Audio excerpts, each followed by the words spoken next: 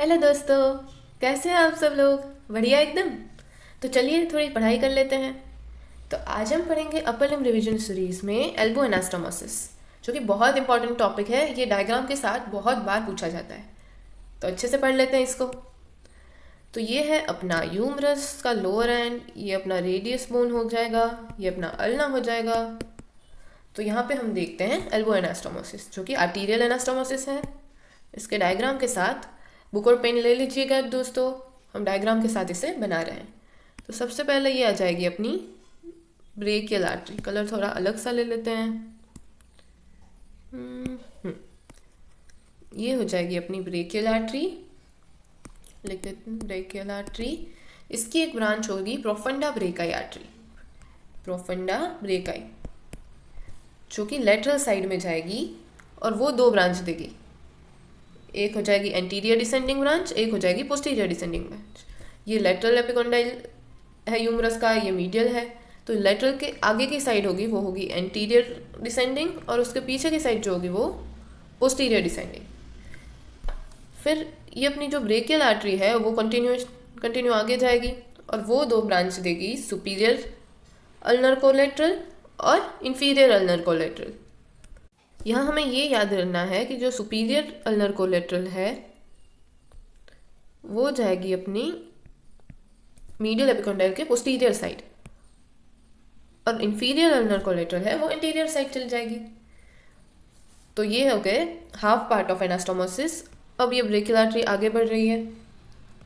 फिर यहाँ elbow joint के जस्ट नीचे से ये डिवाइड होगी, रेडियल आर्टरी और अल्नर आर्टरी। अब हमें ये जानना है superior ulnar collateral, inferior ulnar collateral. इसको कोलेट्रल क्यों बोला है? अगर blood flow artery, normal artery है जो अपनी मेन आर्टरी है, इसके फ्लो की डायरेक्शन में ही हो तो उसे हम बोलेंगे कोलेट्रल। और अगर ये मेजर आर्टरी के डायरेक्शन से अपोजिट डायरेक्शन में हो तो उसको हम बोलेंगे रिकरेंट। तो ये हो गई अपनी रेडियल आर्टरी, ये हो गई अपनी अल्नर आर्टरी। अब रेडियल आर्टरी की ब्रांच जाएगी इसके लेटरल एपिकोंडाइल के anteriorly, radial recurrent artery, radial recurrent artery.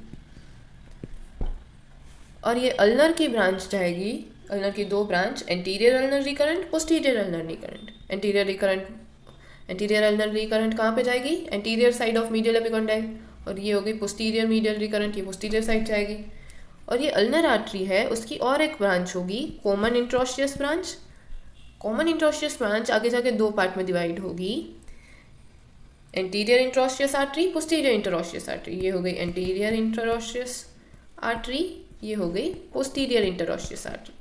और ये जो अपनी पोस्टीरियर इंटरोस्टियस आर्टरी है उसकी ब्रांच इंटरोस्टियस रिकरेंट जाके posterior side of lateral epicondyle में अपनी ये आर्टरी से एनास्टोमोसिस कर जाएगी। तो ये हो गया अपना एल्बो एनास्टोमोसिस। तो चलिए रिवाइज कर लेते हैं। सबसे पहले ब्रेकियल आर्टरी आई, उसने ब्रांच दी प्रोफंडा ब्रेकाई। कलर अलग ले लेती हूँ। प्रोफंडा ब्रेकाई ब्रांच दी। प्रोफंडा ब्रेकाई ने जाके एंटीरियर डिसेंडिंग ब्रांच दी और पोस्टीरियर डिसेंडिंग ब्रांच दी। अब हम आ गए वापस यहाँ पे। फिर ब्रेकियल आर्टरी में से ही दो ब्रांच निकली, superior ulnar collateral and inferior ulnar collateral. Superior ulnar collateral है वो मीडियल एपिकोंडाइल के बिहाइंड गई, जबकि इंफीरियर, यहाँ पे नाम भी लिख लेते हैं, superior ulnar collateral, inferior ulnar collateral है वो एंटीरियर साइड में आ गई। अब यहाँ पे आके अपनी ब्रेकियल आर्टरी दो पार्ट में डिवाइड हुई, radial artery, ulnar artery. Radial artery की ब्रांच हो गई रेडियल रिकरेंट, जो आके एंटीरियर साइड में अपनी anterior descending branch of profunda brachii के साथ मर्ज हो गई, मतलब एनास्टोमोसिस कर लिया। और फिर अल्नर आर्टरी है, उसने दे दी अपनी एंटीरियर अल्नर रिकरेंट, जो कि एंटीरियर साइड ऑफ मीडियल मेल्योलस में ये इंफीरियर अल्नर कोलेट्रल के साथ एनास्टोमोस कर गई, एंटीरियर अल्नर रिकरेंट, और पोस्टीरियर अल्नर रिकरेंट जो कि इंफीरियर अल्नर कोलेट्रल के साथ एनास्टोमोसिस कर गई।